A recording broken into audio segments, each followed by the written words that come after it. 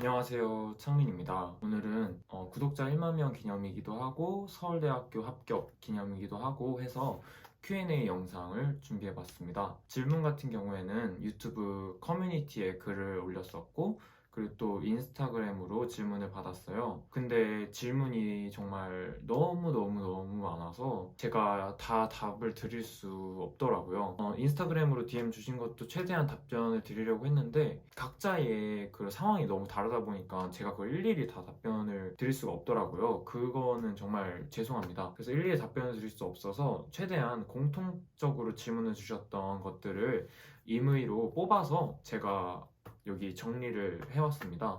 그래서 이거에 대해서 최대한 답변을 드리도록 하겠습니다. 이 영상을 촬영하고 나서 또 본인이 궁금한 게 있다고 하시면 뭐 댓글을 남겨주시거나 DM을 보내주셔도 되는데 제가 일일이 다 답글을 달아드리거나 답장을 드리는 게 어려울 수도 있으니까 그거는 조금 양해를 부탁드립니다. 그러면 지금부터 스무고개 시작하도록 하겠습니다. 먼저 첫 번째입니다. 첫 번째는 제 자기소개를 간단하게 하고 시작하려고 합니다. 이 영상으로 처음 접하시는 분들도 있을 수 있기 때문에 간단하게 인사드리겠습니다. 안녕하세요. 저는 이창민입니다.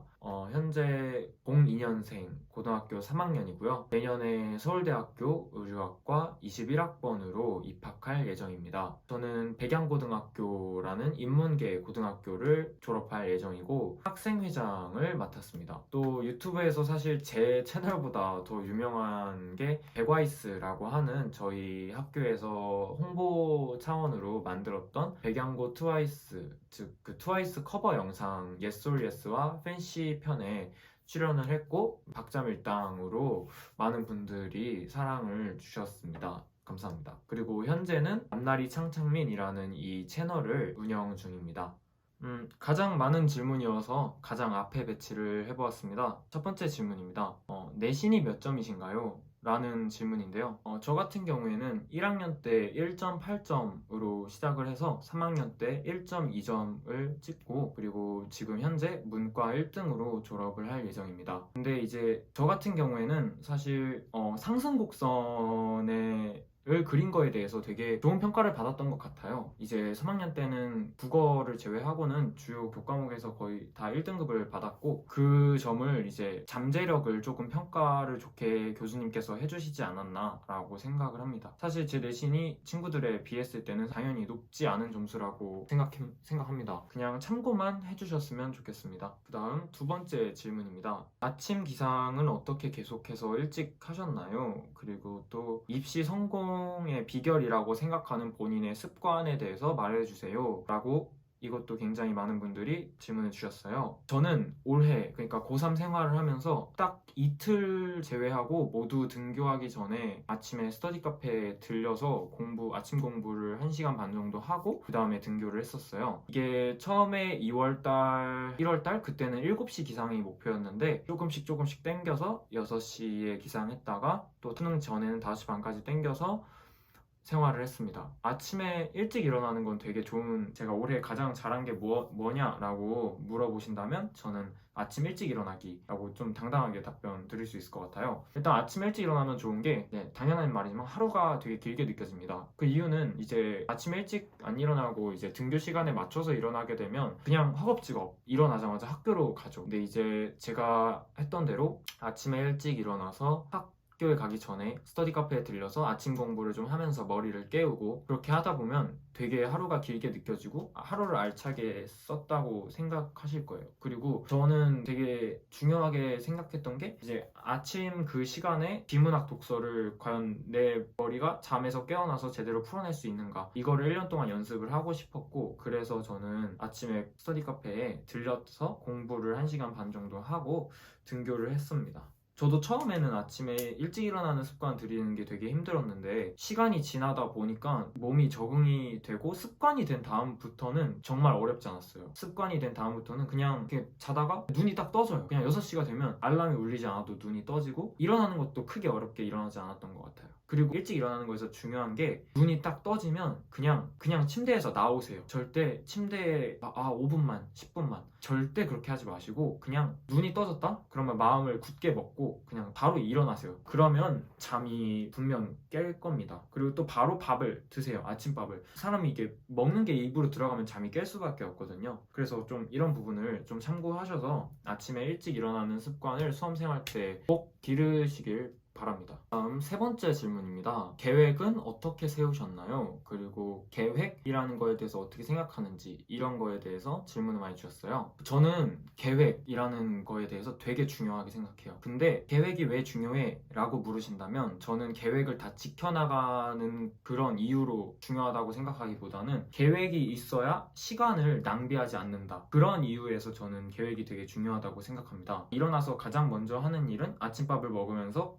오늘 하루를 계획하는 거였어요. 이때부터 이때까지 뭘 하고 이때부터 이때까지 뭘 하고 하루 전체를 한 번에 쭉 계획을 하고 그 다음에 바로 아침 공부를 시작했습니다. 그리고 저는 뭐 예를 들어서 월요일과 화요일과 수요일 이 요일들이 계획이 다르지 않았어요. 월요일 계획이나 화요일 계획이나 수요일 계획이나 그 사회탐구 과목의 그 과목만 좀 바뀔 뿐 그 하루의 루틴 자체는 일정하게 반복되는 그런 쳇바퀴 같은 삶을 살려고 지향을 했어요. 왜냐면은 그 특정한 시간에 예를 들어서 아침 7시에 국어를 딱 풀고 뭐 또 저녁 5시에는 영어를 하고 이런 거를 딱딱 정해놓고 매일 반복적으로 하다 보면 전 나중에는 사실 계획을 따로 안 세웠어요. 이게 그냥 머리에서 난 이 시간이니까 뭐 해야지라는 거를 그냥 외우게 되더라고요. 맨날 같은 하루를 사니까 굳이 계획을 짜는 시간도 이제는 줄이게 되고 가장 효율적이라고 생각해요. 항상 같은 시간에 같은 일을 하는 것. 그거를 1년을 하다 보면은 효율이 날 수밖에 없다고 생각을 합니다. 개인적인 생각인데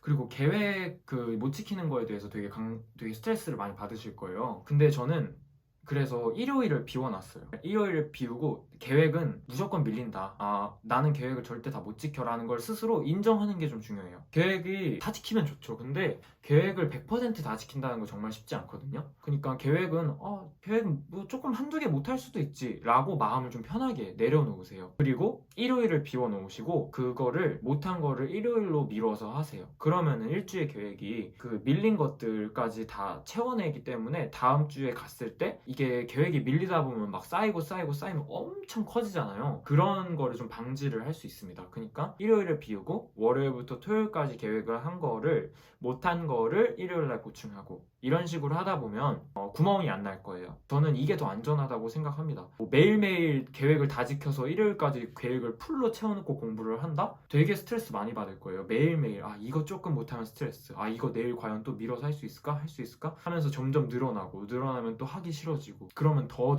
큰 사고가 나게 되니까 마음을 편히 나는 계획 다 못해 내려놓으시고 그 다음에 일요일을 비우시고 못한 거는 일요일에 가져가서 일요일날 하시고 그리고 또 물론 계획을 다 끝낸 주도 있을 거잖아요. 그러면 일요일에는 저는 모의고사를 풀었어요. 일요일마다 시간이 비는 시간에는 모의고사를 풀고 그런 식으로 시간을 채우면서 절대 일요일이 뭐 비었다고 해서 놀지는 않았던 것 같아요. 제 성격상 이게 노는 게 되게 불편해요. 그리고 네 번째 질문입니다.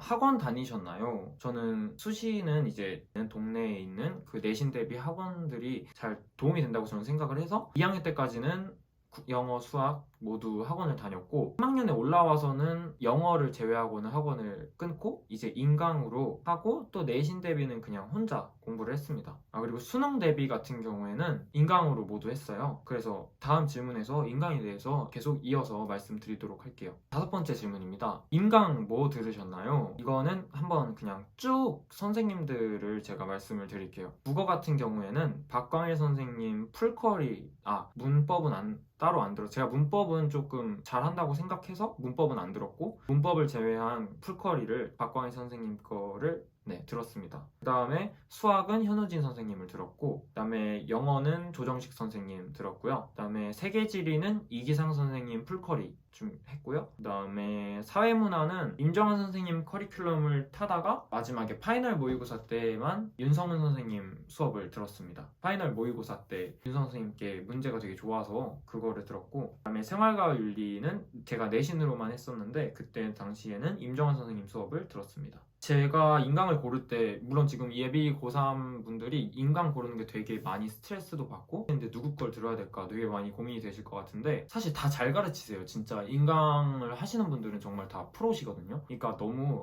저 선생님이 좋대 저 선생님이 좋대 이렇게 막 끌려다니기보다는 그냥 이거 들어봤는데 잘 맞는 것 같으면 그냥 그렇게 선택을 해도 충분히 다 잘 가르치시고 좋은 선택이니까 너무 그거 선택하는 거에 너무 에너지 쏟지 말고 차라리 그 시간에 빠른 선택을 하고 공부를 하시는 게 더 좋을 것 같아요. 6번째 질문입니다. 공부하기 싫을 때 어떻게 하셨나요? 그리고 또 슬럼프에 대해서 질문을 해주셨어요. 저도 공부하기 싫었죠, 당연히. 저 같은 경우에는 막 학문의 뜻이 있었던 건 아니라서 그냥 저는 공부는 그냥 꿈을 이루기 위해서 잠시 거쳐가는 거라고 했기 때문에 공부하기 싫었습니다, 저도. 근데 저는 조금 남들에 비해서 제가 생각하기에 좀 정신력이 좀 세요. 그러니까 마음을 좀 굳게 잘 먹는다고 해야 되나? 절제력이 좀 좋아요, 저는. 입시 생활에서 가장 중요한 부분 중에 하나라고도 생각을 하는 게 본인에 대한 절제력이에요. 놀고 싶어도 놀지 않는 것, 공부하기 싫어도 공부하는 것, 핸드폰 보고 싶어도 안 보는 것, 이런 거 조금 기르시는 거를 추천드릴게요. 좀 노력하시면 될 것 같아요. 매일매일 조금씩 본인을 좀 컨트롤하는 걸 연습을 하시면 될 것 같아요. 그래서 이어서 질문에 답변 드리자면 그 공부하기 싫을 때 어떻게 했냐면 저는 좀 하기 싫다는 생각이 들어도 아니야 해야 돼 창민아 버텨야 돼. 그러니까 저 스스로랑 좀 싸움을 많이 했던 것 같아요. 저는 머리가 좋은 편이 아니어서 그냥 무작정 엉덩이 힘으로 그냥 오래 앉아 있어야지라고 생각하고 공부를 좀 했어요. 오래 앉아 있고 공부 많이 하면 뭐라도 되겠지. 내가 뭐 머리가 좋지는 않아도 열심히 하는데 뭐라도 되겠지라는 마인드로 조금 앉아 있었어요. 그래서 이 제 답변이 지금 정말 도움이 안 되는 것 같은데 이게 진짜 솔직하게 말씀을 드리는 거예요. 저는 공부를 하기 싫었을 때 그냥 공부를 했습니다. 그냥 참았어요. 그냥 저는 좀 하기 싫어도 참고 억지로 버티는 걸 좀 잘했던 것 같아요. 별로 도움이 안 되는 말이겠지만 본인을 절제하는 능력을 기르세요. 그게 저는 정말 길러놓으면 진짜 좋다고 생각하고 그게 어렵다면 그래도 매일매일 조금씩 노력을 하면서 그래도 내가 이 정도 나를 컨트롤할 수 있구나 라는 거에 대한 만족감도 조금 얻으면서 공부를 하는 것도 좋은 방법이라고 생각합니다. 7번째 질문입니다. 목표를 세우는 법, 그 다음에 공부에 집중하는 법, 이런 쪽에 되게 질문이 많은데 공부에 어떻게 욕심을 갖고 하냐? 뭐 이런 얘기인 것 같아요. 제가 생각했을 때 뭐 어떻게 하면 그렇게 목표를 뚜렷하게 세우고 집중하냐? 제가 사실 올해 공부할 때는 그냥 그거였어요. 어차피 대학은 우리나라에서 나와야 하는 그런 안타깝지만 그런 문화이고 그런 사회 분위기다 보니까 이왕 갈 거면 그냥 좀 후회 없게 높은 학교로 그냥 갈 수 있는 최대한 높은 학교를 열심히 해서 가자 라는 마음으로 좀 공부를 했습니다. 절대 2번은 하지 말자. 너 지금도 엄청 힘들잖아. 근데 너 이거 2년 할 수 있겠어? 라고 제 스스로한테 질문을 했을 때 못하겠더라고요. 올해와 같은 삶을 2번 살게 했을 때 못 살 만큼 열심히 살자가 목표였어요. 그냥 그 생각을 좀 하셨으면 좋겠어요. 이왕 할 거면 좀 열심히 해보자. 그리고 후회하는 게 되게 고통스러워요. 내가 저거 안 했지 이렇게 그래서 결과가 이런가? 라고 후회하는 거 정말 본인만 고통스럽고 너무 안타까운 일이거든요. 그래서 절대 후회가 없게 하자. 너가 산 올해 1년을 똑같이 살아봐 라고 했을 때 더는 이렇게 못 살아요 라고 답할 수 있을 정도로 열심히 살자. 네, 이 정도로 제가 계속 답변 드리는 게 되게 실질적인 얘기가 아니라 마인드셋에 대한 얘기를 하고 있잖아요. 저는 정말 제 진심을 다해서 드리는 조언이고 그런 거예요.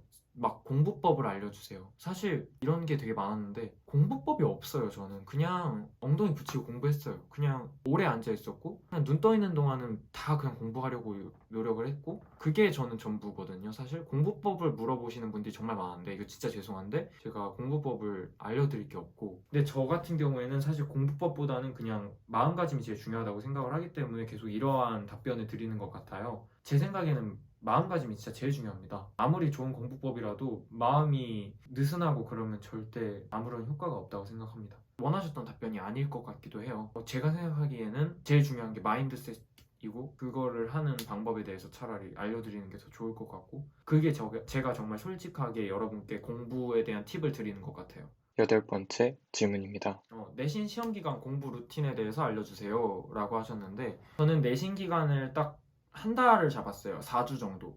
그래서 이걸 기준으로 말씀을 크게 드릴게요. 우선 2주차까지는 진도를 쭉 1회도 한다는 느낌으로 교과서를 보면서 또 너무 깊지는 않지만 그래도 전체적으로 뭐 기억은 할 수 있게 공부를 하고, 그 다음에 문제집을 보면 대부분 그 기본 문제가 있고 그 다음에 뒤에 단원 마무리 식으로 문제가 달려 있는데, 기본 문제 같은 경우를 기본 문제를 그 2주차까지 다 풀었고, 그 다음에 이제 3주차부터 마무리 문제들, 이제 단원 마무리 문제 이런 것들 어려운 문제들을 3주차에 풀었습니다. 그리고 이제 마지막 4주차에는 여태껏 풀었던 문제들에 대한 오답을 다시 한번 체크를 하고, 그 다음에 탐구 과목이나 영어 과목 같은 경우에는 암기를 마지막에 했어요. 4주차 때.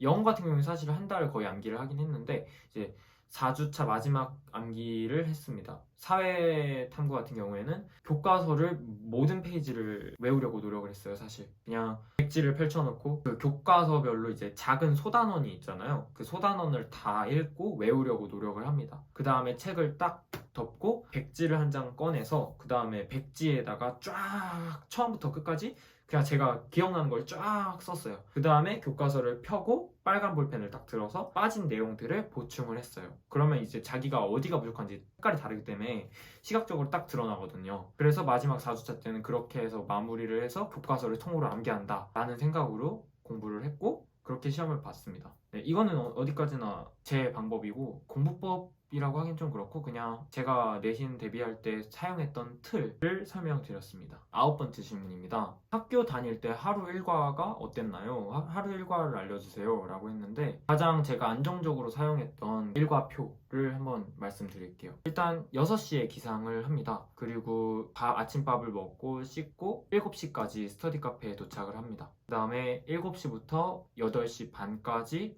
국어 비문학 지문을 풀고요. 오답도 하고 이렇게 해서 국어 비문학 공부를 하고 8시 반에 짐을 챙겨서 9시까지 학교로 등교를 합니다. 경기도 기준이기 때문에 이렇게 말씀을 드리는 거예요. 그리고 이제 9시부터 5시 사이는 그냥 틈틈이 자습 시간이나 뭐 쉬는 시간, 점심시간 틈틈이 공부는 했어요. 근데 뭐 딱히 막 뭘 정해놓지는 않았고 그냥 손에 잡히는 대로 했고, 학교가 끝나고 5시 반부터 7시에 영어 공부를 했습니다. 그 다음에 저는 밥을 좀 넉넉하게 먹었기 때문에 7시부터 8시 반까지 저녁을 먹고 충분히 소화도 하고 8시 반에 다시 책상에 앉았어요. 그래서 8시 반부터 10시까지는 수학 공부를 했고, 그 다음에 10시부터 12시까지 탐구 과목을 했습니다. 이 틀을 거의 매일매일 똑같이 사용했어요. 정말 특별한 일이 있지 않은 이상 매일 반복되는 삶을 살았습니다. 이렇게 하면은 학교 다닐 때도 제 기억에 공부 시간이 10시간 정도, 제가 타이머를 체크를 했더니 10시간 정도 나왔던 것 같아요. 그리고 10번째 질문입니다.